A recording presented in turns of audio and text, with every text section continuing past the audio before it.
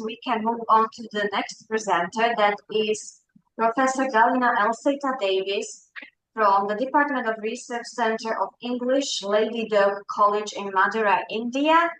As I'm looking on the participants, unfortunately, Professor Galina couldn't make it to be present online, but she sent me recording of her talk, so now I will play the recording in her stead.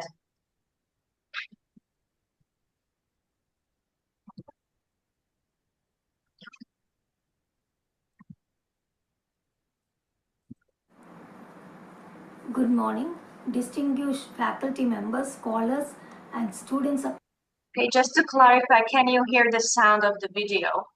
Yes. Good. Across the world. I am glad to present my research paper on analyzing the DABDA psychoanalysis model in the context of mastectomy poems by Alicia Ostriker. Breast cancer remains one of the most pervasive health challenges affecting women globally, with mastectomy often serving as critical yet emotionally taxing intervention.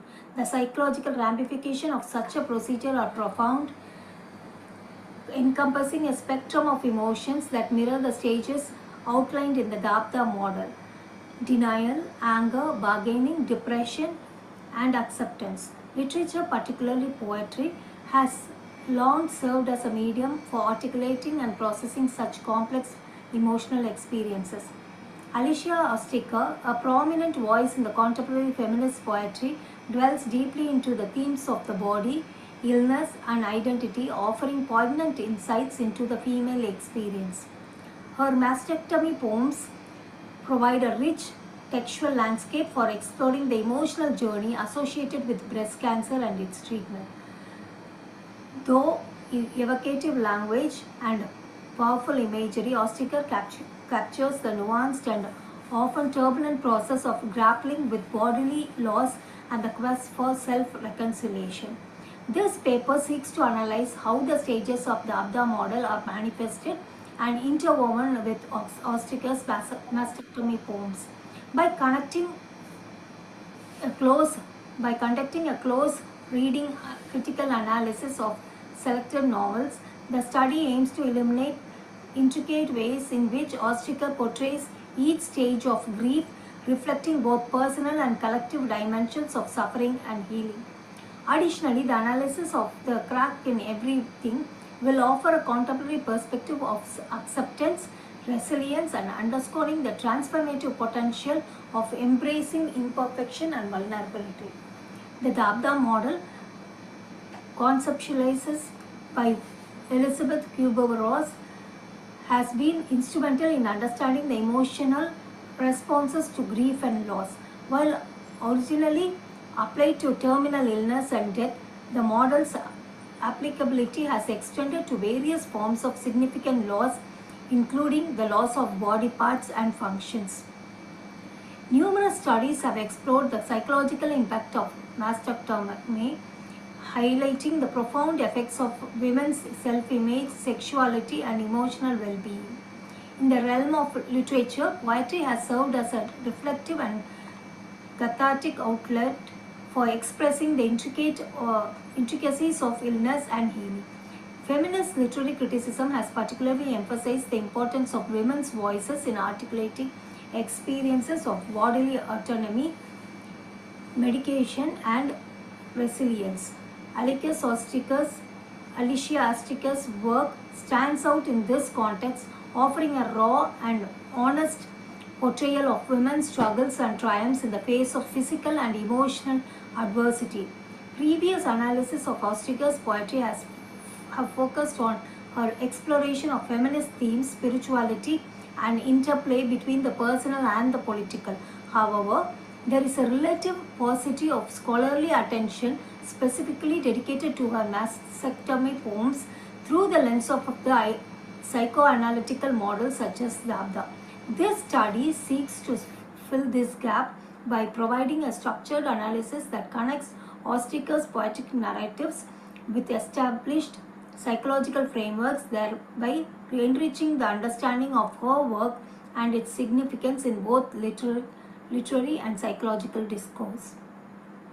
The first stage, analyzed by Elizabeth Ross on grief and grieving, denotes denial in a, as a as in a person who is dying. Denial may look like disbelief. In Ostriker's mastectomy poems, in the stage of denial is often portrayed through narratives that capture the initial shock and disbelief accompanying a cancer diagnosis. Denial serves as a defense mechanism, allowing individuals to cope with the shock of loss.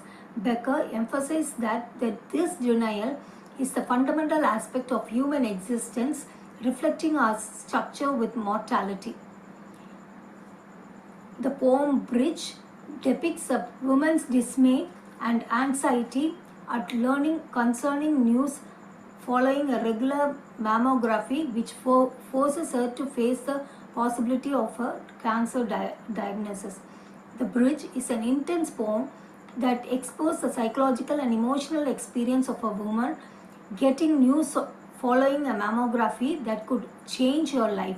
The poem examines how unexpected it is to face dread, mortality, and illness, contrasting everyday existence with the significance of this realization. Ostriker imprints her shock as, "You never think it will happen to you. What happens every day to other women?"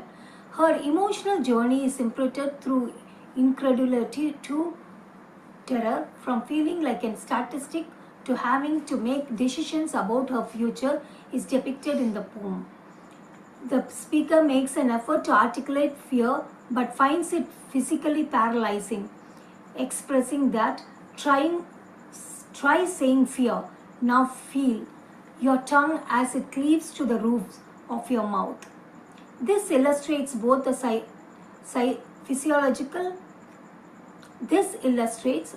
physiological response of the body to anxiety and the challenge of confronting fear head on. The voice of the poet fluctuates between recognition and avoidance, indicating an internal conflict. The poem, The Gurney, dwells into the speaker's experience of being wheeled into the surgery room. Ostriker vacillates between panic and peace throughout, highlighting the brightness of the lights and the heightened nurse's attentiveness. The poem creates a sense of vulnerability by contrasting a medical staff's active actions with the speaker's passivity.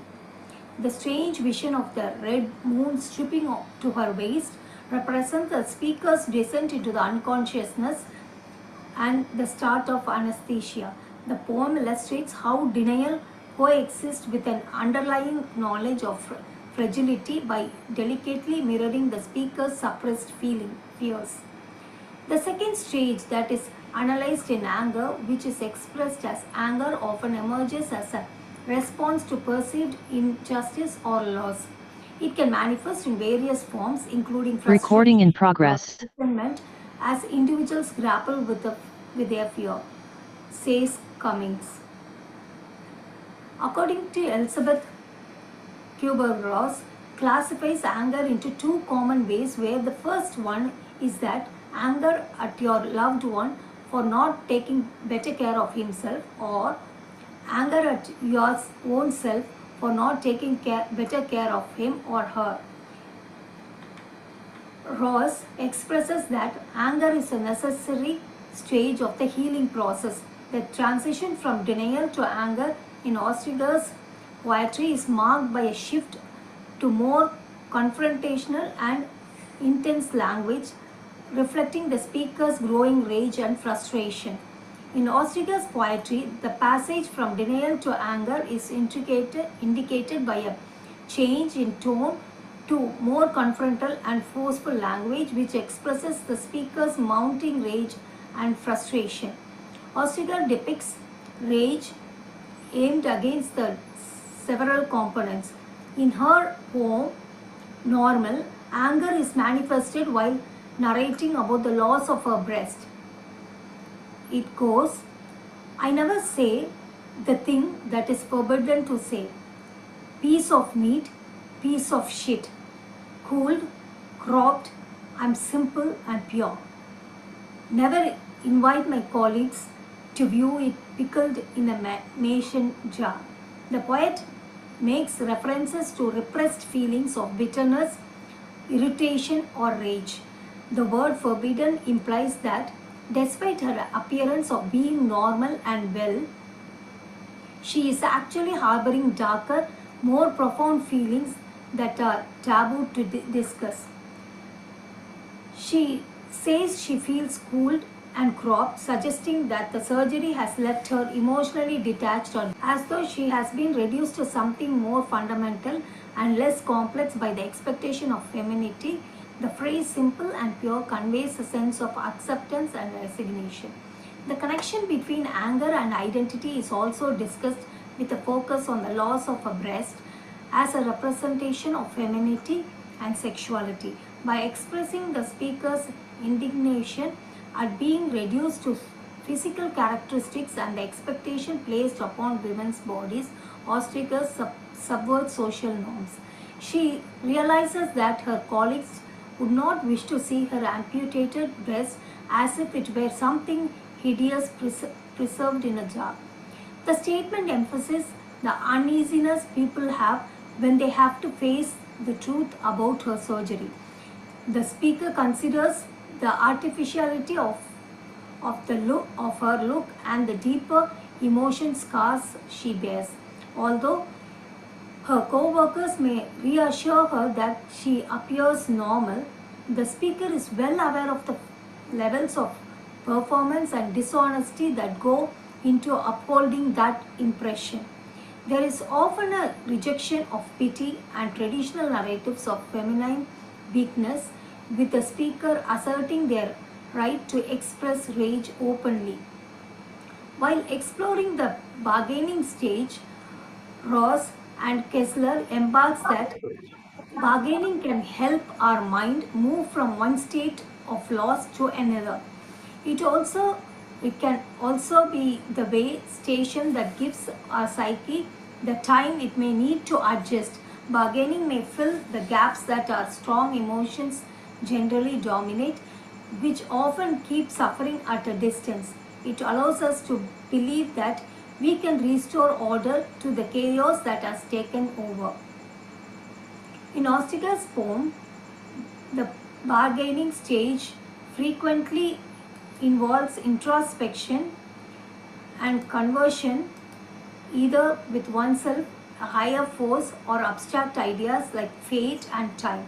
In Gurney, Ostriker expresses her own state when she is wheeled into the surgery room as, "Why in my horizontal state am I so like an undemanding child?"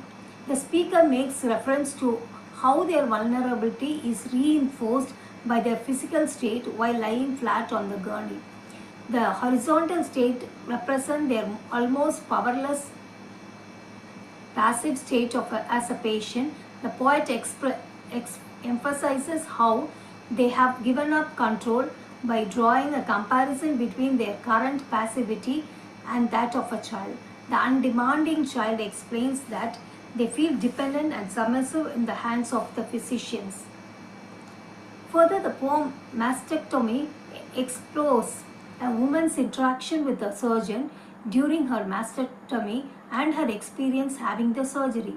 This poem combines the elements of medical accuracy with the narrator's emotional journey, and it also skillfully documents the transition that takes place between the clinical observation and the intense personal reflection. The excision of cancerous tissue and the irreversible loss of a portion of her body are highlighted in almost visceral description of the surgery. The conflict between the clinical accuracy and the individual vulnerability in the face of illness is ultimately explored in the poem. Bargaining was evident in the opening lines, which resonates as, "I shook your hand before I went.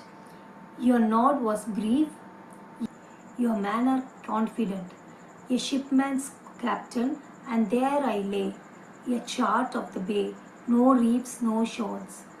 Ostriker highlights the surgeon's confidence and control and compares him to a ship's captain. Waiting for the procedure to start, The poet experiences the sensation of being a passive patient, similar to a chart of tranquil seas. She observes the surgeon's look in detail prior to the anesthesia taking effect, possibly finding solace in these minute details. When the narrator succumbs to the drugs, the phrase, like the unemployed, suggests a sense of powerlessness and inaction. Ostriker's mastectomy conjures up the memories of the surgeon's honesty at their first meeting. The surgeon's candor is valid, if not overpowering, given the severe odds of developing cancer completely. She utters, "I liked your freckled face, your honesty, that first visit, when I said, 'What's my odds on this biopsy?' And you didn't mince words. 1 out of 4, it's cancer." The reason she bargains with this surgeon in particular is revealed next. A breast surgeon minces something other than language. "That's why I picked you to cut me." These lines explore the delicate task of surgery, where accuracy is crucial, is contrasted in the passage with the surgeon's straightforward expression.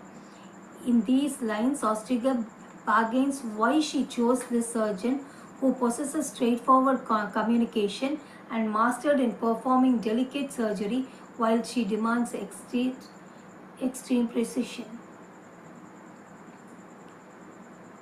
Edward Hagen, an anthropologist, reflects that bargaining represents attempts to regain control or reverse their loss, often through negotiations with a higher power or oneself.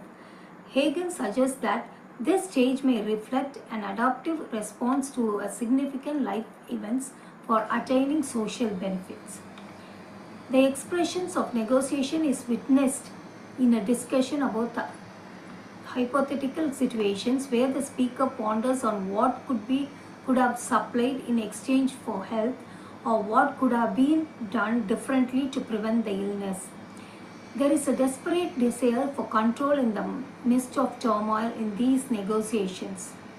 Subsequently, the next stage for analysis is depression, which is portrayed through sober tones, reflective narratives, and evocative imagery that encapsulates sorrow, loss, and isolation. The speaker may withdraw from others, immersing themselves in solitude and introspection. Ostriker's poem Normal suggests with the conflict between her expectation from society on the outside and her own sense of loss and rehabilitation following a mastectomy.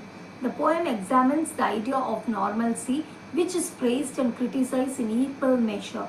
The poem's opening lines are, "First class, the sun is out, the darlings, troop in, my colleagues, tell me I look normal. I am normal. The falsy on my left makes me, in a certain sense, more perfectly normal." The speaker considers the artificiality of her look and the deeper emotional scars she bears through wit, irony, and evocative analogies. Although her co-workers may reassure her that she appears normal, the speaker is well aware of the levels of performance and dishonesty that go into upholding that impression, which creates a tension leading to depression. The poem also addresses the speaker's need for fortitude and resilience, as evidenced by the military metaphors and the fantastical notion of the cosmic stream. However, she acknowledges both the pain and alienation she experiences and her conflicting feelings regarding the social demands to live up to a particular ideal of femininity and wholeness. Ostriker investigates deep into the emotional landscape, exploring the profound sadness and sense of emptiness that follows the realization of loss, as, "Now I am better, charming, I am well. Yes, I am quite all right. I never say the thing that is forbidden to say. Piece of meat, piece of shit. Never invite my colleagues to view it picked in a mason jar." There is an air of forced assurance in these phrases. I'm well, I'm quite alright, are repeated so often that it nearly feels like an affirmation, as if the speaker is attempting to persuade everyone, including herself, that she has totally recovered. The speaker alludes to repressed feelings of bitterness, frustration, or rage. The word forbidden implies that despite her appearance of being normal and well, she is actually harboring darker, more profound feelings that are taboo to express. This image suggests that her colleagues would not want to see her removed breast is darkly humorous. It almost looks like something hideous that has been preserved in a jar. The last line emphasizes how uncomfortable it is for her colleagues to face the truth about her surgery. The poems employ dark and dissonant imagery such as barren landscape, shadows and silence to convey the depth of despair. The loss of breast is not only a physical absence but also symbolizes a deeper void affecting the speaker's identity and the sense of wholeness. The poem The River explores the theme of vulnerability, fear, and the quest for comfort in the face of uncertainty. The poem expresses the difficulties of navigating life's complication by personifying a river as a girl akin to a lost innocence and the yearning for safety. The ghostly pallid beats never comfort a person. Isn't she too big to cry? Of course, to cry is dumb. To be brave is smart, yet her lip trembles. Carry me, Mama. The scary appearance created by the ghostly pallid beads symbolizes the environmental lifelessness and lack of comfort. This statement emphasizes the idea of isolation, since not even nature can make one feel better. The rhetorical question, isn't she too big to cry, implies that exhibiting fragility is frequently regarded as undesirable, suggesting that society has certain expectations regarding maturity and strength. This illustrates the internal struggle between the need to look tough and the need to comfort. The speaker's assurance to reply contrasts with the girl's plea for consolation from her mother in the last few words. The trembling lip indicates a breaking point where vulnerability appears despite the urge to be brave. The final stage is the acceptance stage, where Huber loss resonates through her thoughts as it. Acceptance is about accepting the reality that our loved one is physically gone. The final stage is the acceptance stage, where Kübler-Ross resonates her thought as acceptance is about accepting the reality that our dear loved one is physically gone and recognizing that this new reality is the permanent reality. We will never like this reality or make it okay, but eventually we accept it. We learn to live with it. It is the new norm with which we must learn to live. This is where our final healing and adjustment can take a firm hold, despite the fact that healing often looks and feels like an unattainable state. In Ostriker's poetry, acceptance is shown as a complex and diverse process that frequently involves the gradual integration of experience and self rather than a single peaceful moment. The speaker starts to regain control over their own body and identity, accepting these changes with courage and empathy. Ostriker uses stories of recovery, self-awareness, and renowned purpose to demonstrate this. Identity, strength, vulnerability, and the psychological struggle after a mastectomy are some of the themes that are explored in the poem Wintering. The tone is created by Louis Clifton's epitaph, which alludes the unfulfilled hopes and the emotional difficulty of adjusting to an altered body.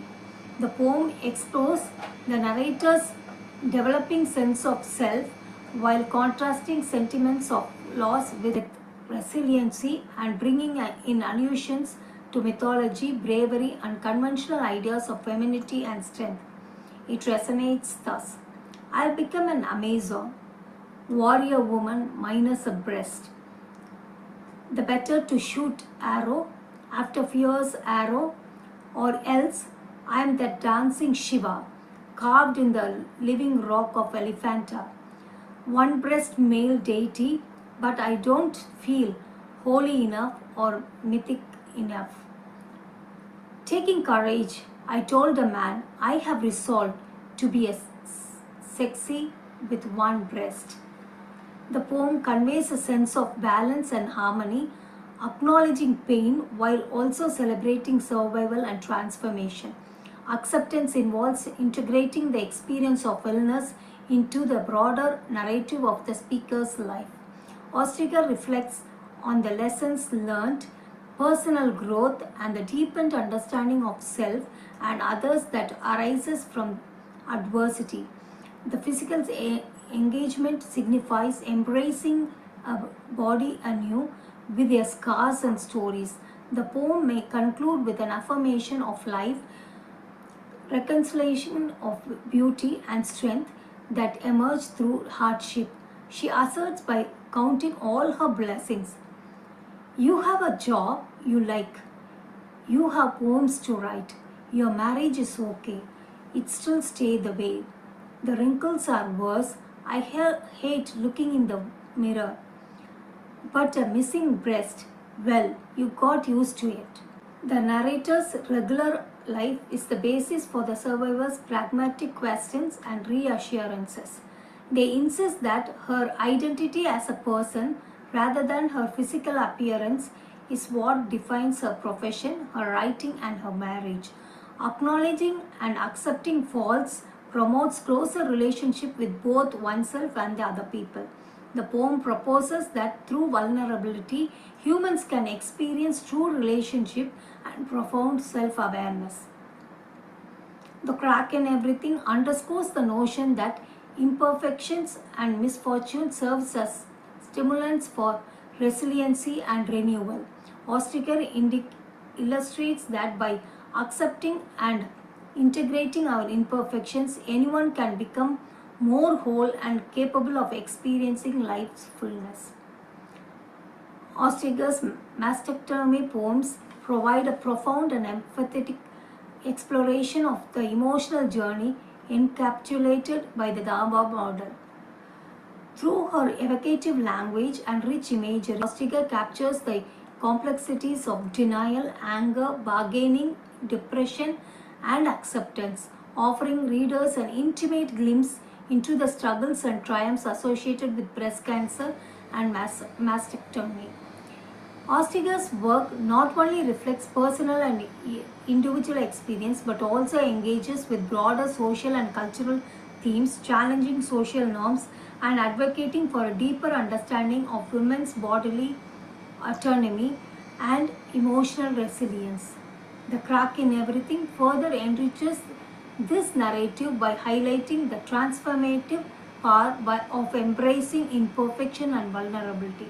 Ostriker's poetry serves as a testament to the strength and adaptability of the human spirit, illustrating that through acknowledging and navigating the full spectrum of emotions, individuals can find healing, purpose, and renewed sense of self. Her contributions to the feminist literature and psychoanalytical discourse underscore the vital role of art in processing and articulating complex human experiences, offering solace and insight to the facing similar journeys. The emotional journey embodied by the DABDA paradigm is profoundly and emphatically explored in Alicia Ostriker's mastectomy poems. Ostriker gives readers an in-depth glance at the hardship and victories related to the breast cancer and mastectomy by capturing the nuances of denial, anger, bargaining, depression, and acceptance through her expressive language and vivid imagery. In addition to reflecting individual and intimate experiences, Her art also tackles the larger social and cultural issues, questioning established convention and promoting more comprehensive knowledge of women's emotional and bodily autonomy. The Crack in Everything enhances this story even further by emphasizing the healing potential of accepting vulnerability and imperfection. Thank you.